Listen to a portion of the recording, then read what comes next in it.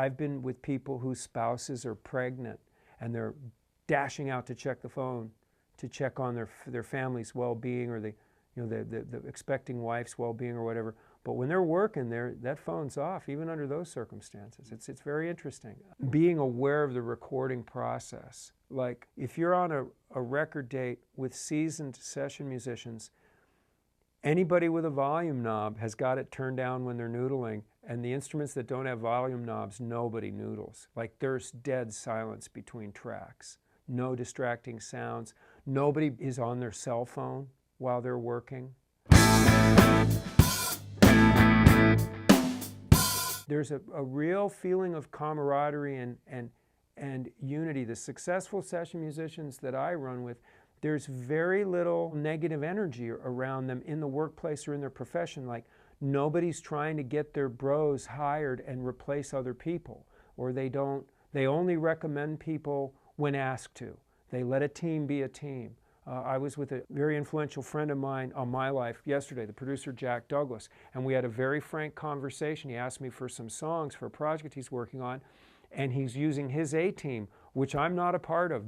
But they're my friends, you know, and nobody's jockeying to get anybody out of that A-team and get me on it, or I'm not jockeying to get anybody out of somebody else's A-team and get those guys on it. There's a sense that there's room enough for everybody, and there's a real sense of, like, live and let live, and everybody's fine. And it's not cutthroat. It's not. At least not in the waters I swim in. There's very few sharks. Hang out at recording studios. Hang out with studio musicians. Find out where they're playing at night. Studio musicians love to play at night when we're not in recording sessions. Like in Los Angeles, a lot of us play at the Kibitz Room every Tuesday. The jazz guys play at La La Vie in the Valley. Go there, hang out, meet them, introduce yourself, tell them what you play, express your enthusiasm for it. Emulate innovators, don't imitate imitators.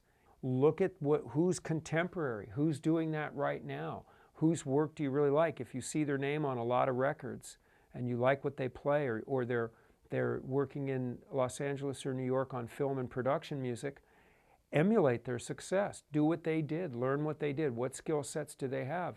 What do they bring to a record date? And also integrate properly in terms of your socialization. Use social media to your advantage. Most of my Facebook friends are studio musicians or producers, and that's how we all communicate.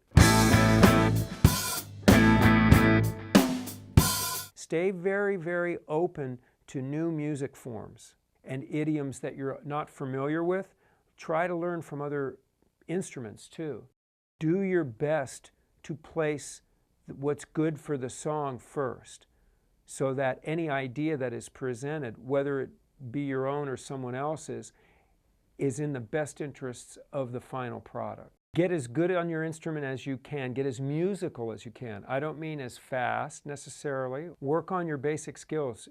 Ear, the ability to play by ear. Your reading is important still to this day. Occasionally I will get stuff put in front of me that challenges my reading. And I have friends that get hired because they're great sight readers. I don't get hired for those gigs. I get hired for my feel and my musicality. I have friends that get hired that are their feel and musicality is just as valid as mine, but they're better readers than I. So they get hired for the reading gigs that I don't get. In fact, one of the things my goals for this year, the second half of the year, is to get my sight reading better, practice it every day.